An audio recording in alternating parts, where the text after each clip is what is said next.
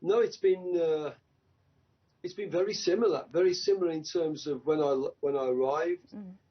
There'd been a few years where people had been hoping for better results, and the titles and the silverware had been absent, and then I come in the second time around. Of course, expectation levels are higher. That because the first time around, people were not sure how it was going to go.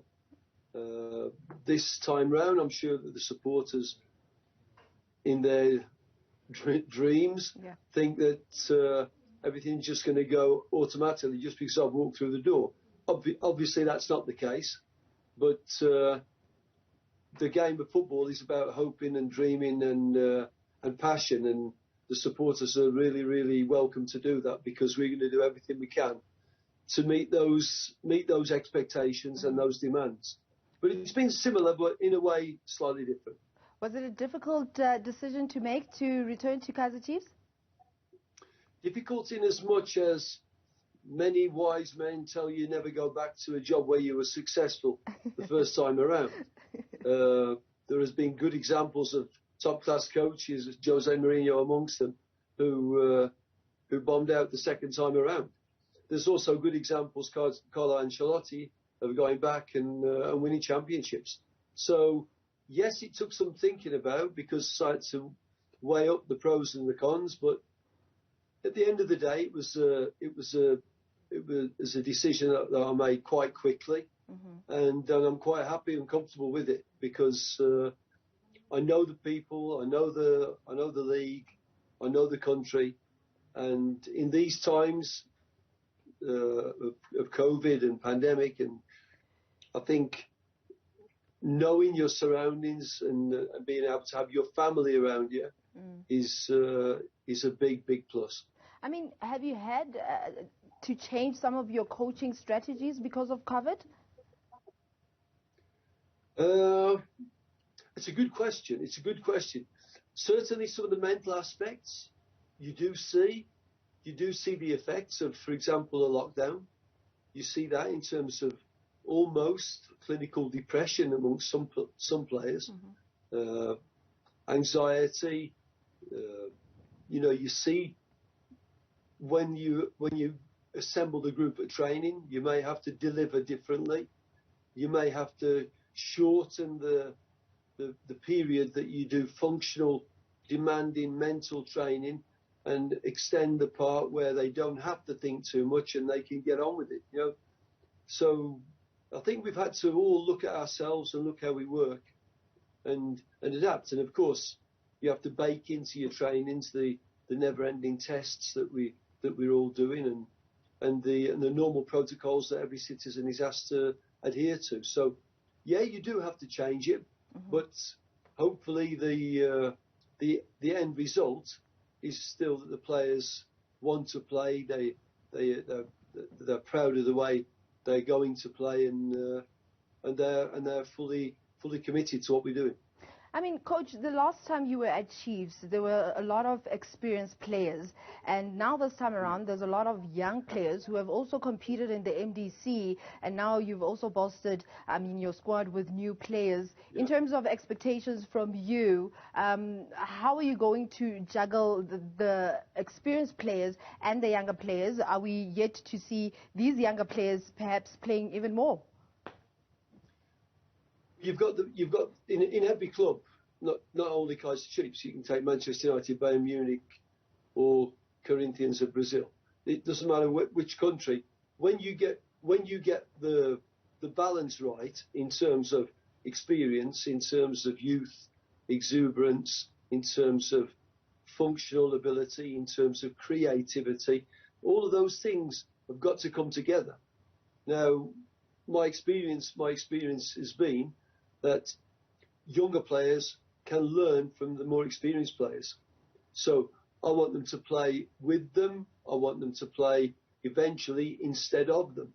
But the process there is always a little bit of feeling. When do you release the young one permanently? When do you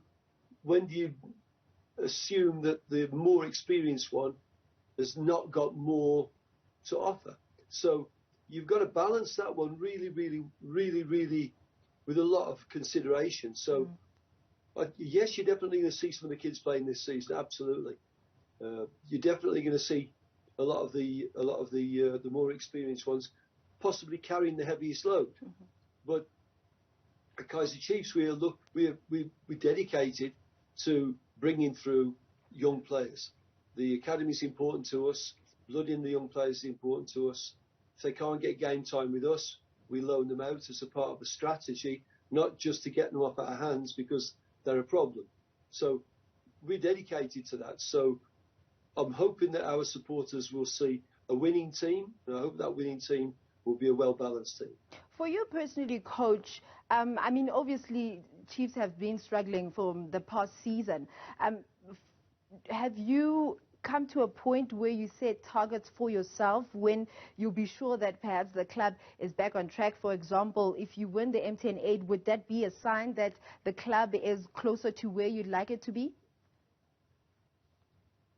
I don't think targets sometimes serve that purpose that people think they do. You know, it sounds very good to have targets, and let's say our target, obviously, is to win every tournament that we play in. That must be the target of every professional sportsman. You don't enter a tournament to finish an honourable sixth. That says itself. But if you have targets and you are rigid in those targets, that can also bring anxiety. That can also bring disappointment. That can also bring conflict. So I'm a big believer in you affect what you can affect in the here and now. You keep a close eye on the pathway and not on the destination. And if you've got a good roadmap, this is how we're going to get there. You can correct yourself along the way.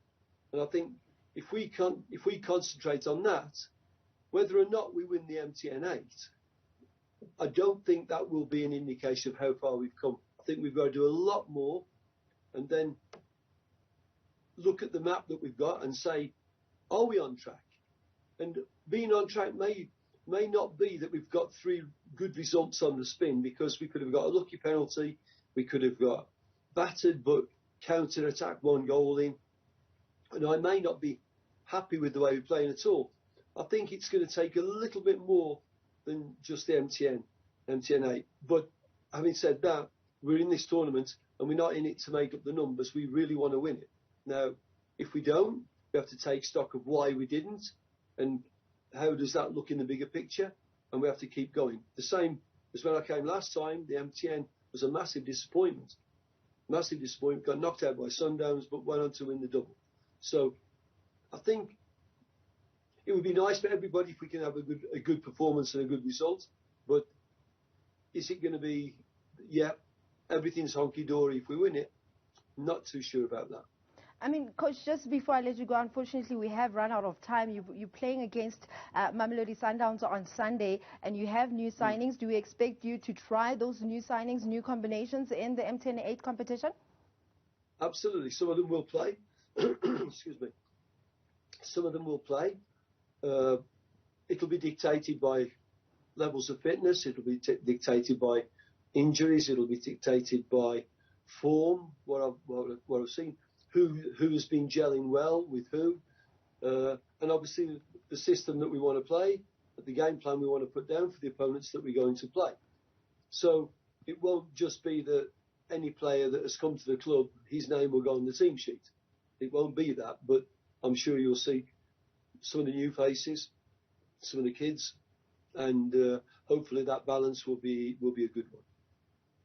Well, Coach, thank you very much for your time, and wishing you nothing but the best with your second stint at Kaizer Chiefs. That is Kaizer Chiefs head coach Stuart Baxter, as he is preparing himself to face Mamelodi Sundowns on Sunday in their first match of the season officially in that MTN 8 action. But